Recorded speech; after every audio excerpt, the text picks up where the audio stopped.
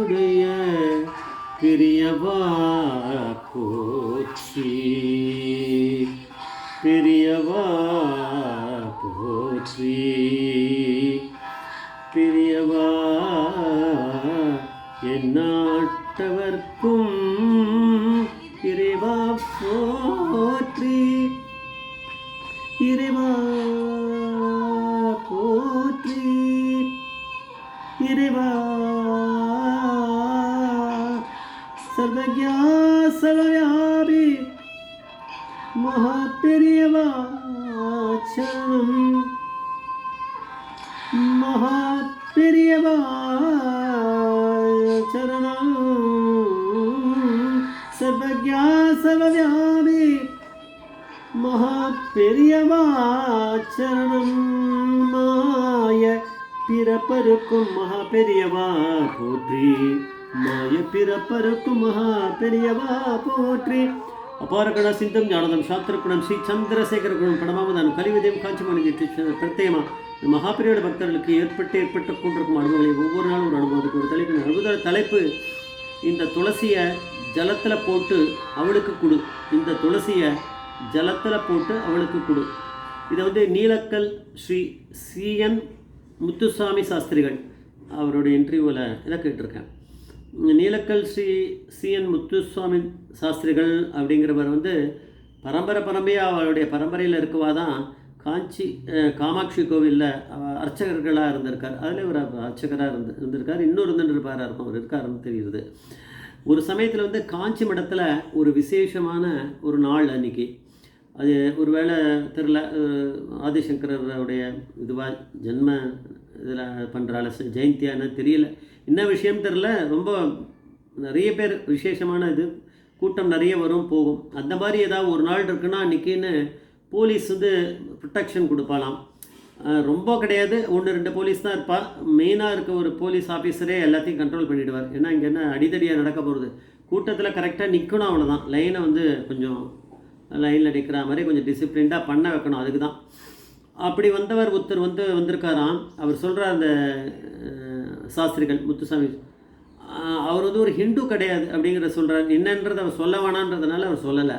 அவர் ஹிந்து கிடையாது. அதனால் அவர் அவருடைய வேலையை நல்லா பார்ப்பார். மடத்தில் என்ன நடந்துட்டுருக்கு, என்ன பண்ணுறா என்னன்றதை அவர் ரொம்ப கவலைப்பட மாட்டார். அவருக்கு அது எதுக்கான இன்ட்ரெஸ்ட் இல்லை, அவருக்கு பார்க்கல. இப்படியே இருந்தவர் 2-3 நாள் அது நடந்திருக்குமாக்கும் அந்த விசேஷம். ஆனால் அநேகமாக அந்த மாதிரி ஜெயந்தி மாதிரி தான் இது இருந்திருக்கும்.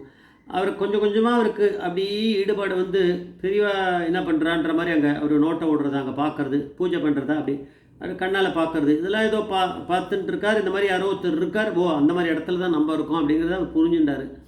இப்படியே இருந்துட்டுருக்கு. ஆனாலும் பெரியவா கிட்டெல்லாம் போனதில்லை. அவர் ரொம்ப தூரத்தில் இருந்து தான் ஏதோ பார்த்துருக்கார். பெரியவா பார்த்ததே இல்லை அவரை, அது நிச்சயம் அப்படின்னு தெரியுது. ஆனால் இவர் தான் கூட்டத்தை முக்கியமாக கண்ட்ரோல் பண்ணுறவர். ஒரு போலீஸ் ஆஃபீஸர்னால் இவர் தான். வேறு ஒரு கம்யூனிட்டியை சேர்ந்தவர், ஹிந்து கிடையாது.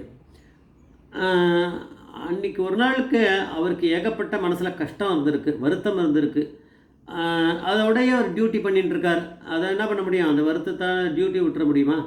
ஆனால் இது எப்படி பெரியவாளுக்கு தெரிஞ்சிருக்குன்னா, பெரியவாளுக்கு தன்னுடைய பக்தர்களுக்கோட கஷ்டத்தை தீர்க்கறது மட்டும் வேலை இல்லை, எல்லாருக்குமே அவருடைய கஷ்டத்தும் தெரியுமே. அவரும் எந்த கம்யூனிட்டியாக இருந்தான்னா அவரும் ஒரு மனுஷ பிறவி தானே. அவர் அதை தீர்க்கறதும் பரமேஸ்வரனுடைய டியூட்டி தானே. அதனால் பெரியவா என்ன பண்ணார், ஒன்றும் அவர் இவர்கிட்ட வரல, அவர் எங்கேயோ நின்று பார்த்துட்டு இருக்கார். மடத்துக்கிட்ட தள்ளி கொஞ்சம் வெளியில் நின்று தான் கூட்டத்தை கண்ட்ரோல் பண்ணுறார்.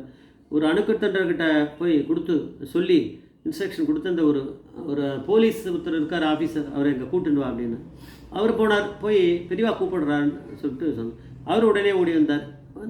கடன்னு அங்கே நின்றார். அவருக்கு நமஸ்காரம் பண்ணணுன்னு கூட தெரியாது, ஏன்னா தெரியாது பாவம், அதனால் நின்றுந்தார். உடனே பெரியவா என்ன பண்ணால், தன் கழுத்தில் போட்டிருந்த துளசி மாலையை கழட்டி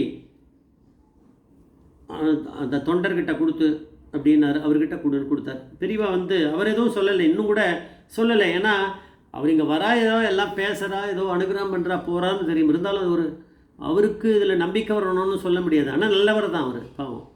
பெரியவா அவர்கிட்ட சொல்லிருக்கார், போலீஸ் ஆஃபீஸர்கிட்ட இதை கொடுத்துட்டு பெரியவாளே சொல்லியிருக்கா, இதை உன்னோட ஒய்ஃபை இதுலேருந்து கொஞ்சம் துளசி எடுத்து ஜலத்தில் போட்டு அந்த துளசி ஜலத்தை குடிக்க சொல்லு அப்படின்னு சொல்லி கொடுத்துருக்காரு. அவரும் சரின்னு வாங்கிட்டார், போனார், பண்ணியிருக்காரு. அவர் அப்புறம் தான் தெரிஞ்சுது அந்த மாதிரி இந்த போலீஸ் ஆஃபீஸர் அப்புறம் சரியாகி வந்திருப்பார், அதெல்லாம் நடந்திருக்கும். அவர் ஒய்ஃபோ வயிற்றில் வந்து ஏதோ கேன்சரஸ் க்ரோத் கட்டி ஏதோ ஒன்று இருந்திருக்கான். டாக்டர்கள்லாம் பயமுறுத்தியிருக்கா அன்றைக்கி. அவர் அன்றைக்கி டியூட்டி வந்தபோது தான் அவர் உயிரே போயிடும் அவளுக்கு, அந்த பொண்டாட்டிக்கு இப்படிலாம் ஏதோ பயமுறுத்தி ஏகப்பட்ட பயத்தை இது பண்ணி விட்ருக்கா. அந்த கவலையோடு தான் அவர் இருந்திருக்கார் அந்த போலீஸ் ஆஃபீஸர். ஆனால் அங்கே அவர் நிற்கிற இடம் இது பெரியவா அப்படிங்கிற பரமேஸ்வரன் இருக்கக்கூடிய இடம் இல்லையா, கைலாசம் மாதிரி தான் இந்த காஞ்சி மடம். அதனால் பெரியவா வந்து அவர் ஒன்றும் கேட்கல, அவர் வேறு ஒரு மதத்தை சேர்ந்தவர்ன்றதுக்கெல்லாம் பெரியவாளுக்கு என்ன, பெரியவா பரமேஸ்வரன் அவராகவே கூப்பிட்டு அவர் எதுவும் சொல்லாத போது அவர்கிட்ட தன் கழுத்தில் இருந்த மாலை எடுத்து காட்டி கொடுத்து இந்த துளசியை ஜலத்தில் போட்டு உன் பொண்டாட்டியை குடிக்க சொல்லு அப்படின்னாரு. அவரும் எதுவும் சொல்லலை. இப்போது ஆமாம்மா அவளுக்கு கேன்சர், அதனால தான் உங்களுக்கு ரொம்ப நான் தேங்க்ஸ் சொல்கிறேன் அப்படின்னு அப்போ எதுவும் சொல்லலை.